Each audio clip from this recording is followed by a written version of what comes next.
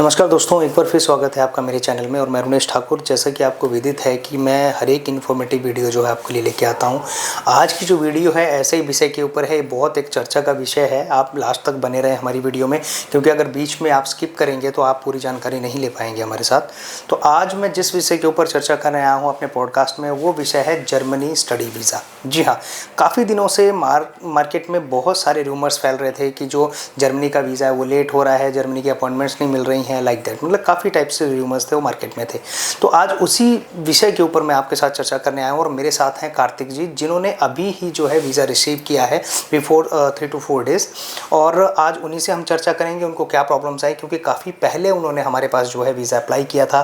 काफ़ी टाइम तक उन्होंने हमें भी टाइम दिया और अपना भी टाइम इन्वेस्ट किया जर्मनी के वीज़ा के ऊपर, क्योंकि उनका सपना था कि उन्होंने जर्मनी जाना है। और एट लास्ट हैप्पी एंडिंग के साथ में उनका वीज़ा जो है 3 दिन पहले उनको मिल गया। तो आज इसी विषय पर जो है इस पॉडकास्ट में मैं आपको बताऊंगा। हम अपने विषय से बाहर नहीं जाएंगे, क्योंकि आपका समय भी कीमती है और हमारा समय भी कीमती है।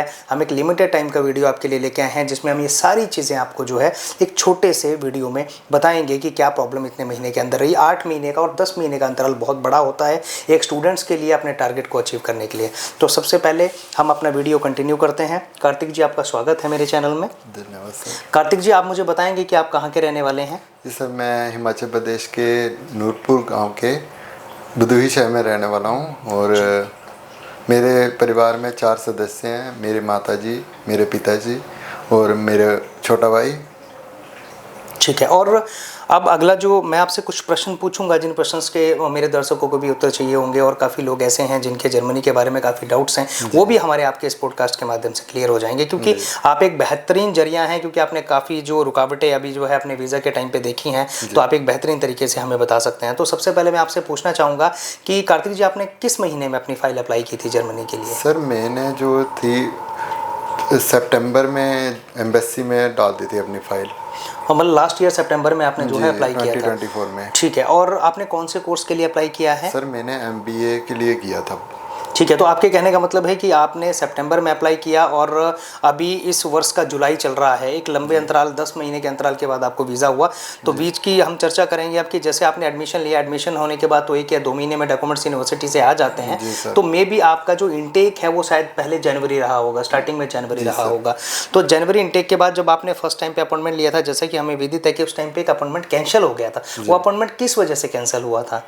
वो अपॉइंटमेंट इसलिए कैंसिल हुआ था, लेकिन क्योंकि बहुत ज़्यादा बर्डन था एम्बेसी में और उनके टेक्निकल ग्लिचेस भी चल रहे थे। और इसी चक्कर में स्लॉट का भी मेरे को आया था, लेकिन बुक नहीं हो पाया सर वो, क्योंकि वो कुछ इनका बर्डन था, कुछ चल रहा था, मतलब सर्वर डाउन थे, पता नहीं क्या था, लेकिन मेरा स्लॉट बुक नहीं हो पाया था। हाँ, बीच में बेसिकली फर्स्ट ऑफ ऑल जब आपने BFS में अप्लाई किया था, एट दैट टाइम उनका कुछ रूल जो है, जो मेरी नॉलेज के अकॉर्डिंग रूल चेंज हो गए थे, क्योंकि पहले BFS के थ्रू अपॉइंटमेंट होता था, लेकिन वर्कलोड ज़्यादा होने की वजह से और अपॉइंटमेंट्स में स्लॉट्स ना मिलने की वजह से, और काफ़ी चीज़ों में जैसे एजेंट भी जो थे वो अपना जो अपॉइंटमेंट था उनको सेल करते थे। ड्यू टू दीज थिंग्स जो है वो जर्मनी ने अपना रूल चेंज कर दिया था और उन्होंने एक पोर्टल जो है वो चालू किया था अपना 17 फरवरी से, आई थिंक। ठीक है, 17 फरवरी से अपना जो पोर्टल था उन्होंने चालू किया था। तो उससे पहले भी आपका एक BFS में अपॉइंटमेंट आया, तो ड्यू टू दैट रीज़न वो कैंसिल हो गया था। फिर उसके बाद आपके जो डिप्लो में आपका क्या एक्सपीरियंस रहा, आपके डॉक्यूमेंट किसने अपलोड किए और आपको अपॉइंटमेंट कितने टाइम बाद डिप्लो में मिली? सर, 17 से जो है CSP पोर्टल चालू हो गया था, लेकिन इमीडिएटली मैंने अपने जो है सर को कॉल किया कि सर ऐसा पोर्टल जो है चालू हुआ है, तो आप मेरे जल्दी से डॉक्यूमेंट डाल दीजिए। तो सर ने इमीडिएटली मेरे को कॉल किया, सारे डॉक्यूमेंट्स मांगे और पोर्टल में रजिस्टर किया। और उसमें पोर्टल में तो काफ़ी वेट लिस्ट भी चल रहा था उसमें। उस टाइम तो 6 से 8 महीने का वेट लिस्ट बता रहा था, लेकिन थोड़े दिन के बाद जो है ये वेट लिस्ट कम हो गया। जैसे कि मेरा फाइल प्रोसेस में आती रही, ये 6 to 7 वीक का हो गया वेट लिस्ट।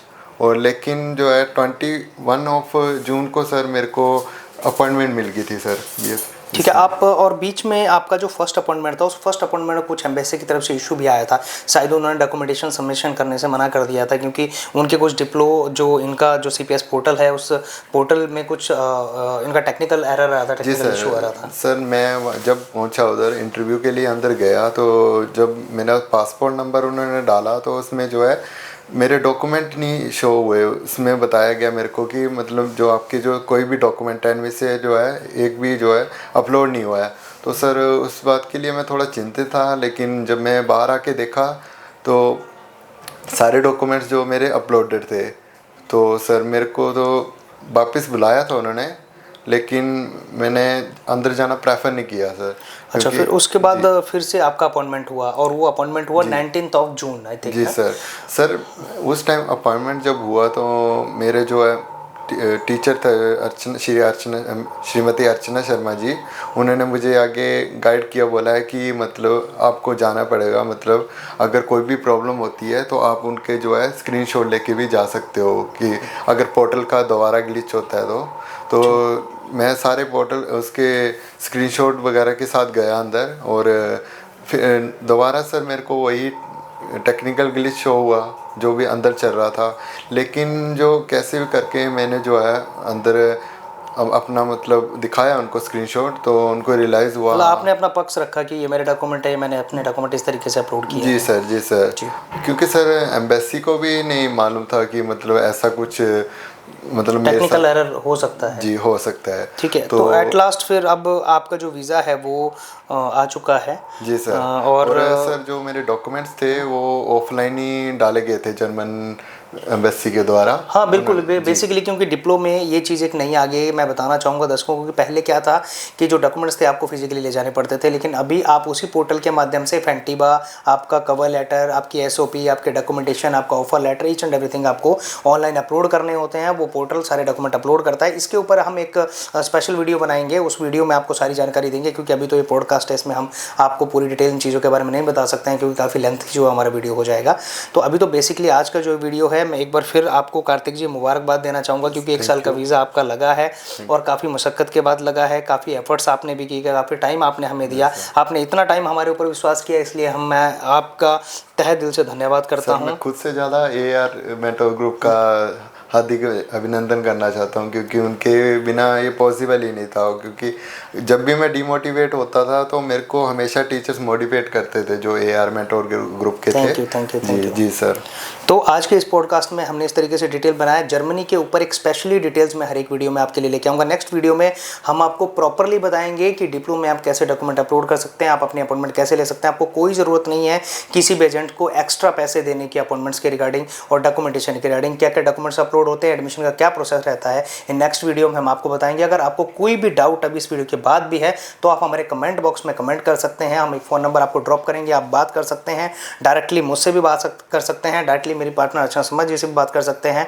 वो स्पेशलाइजेशन है उनके जर्मनी वीज़ा में, तो वो आपको प्रॉपर तरीके से गाइड करेंगे। तो किसी प्रकार का भी आपका कोई डाउट रहता है आप कमेंट बॉक्स में करिए। जर्मनी के बारे में अगर और भी जानकारी आप चाहते हैं तो कमेंट बॉक्स में आप लिखिए, ताकि हम लोग उसके ऊपर एक प्रॉपरली इन्फॉर्मेटिव वीडियो जो है वो आपके लिए बना सकें। आज के लिए थैंक यू, धन्यवाद, फिर मिलेंगे।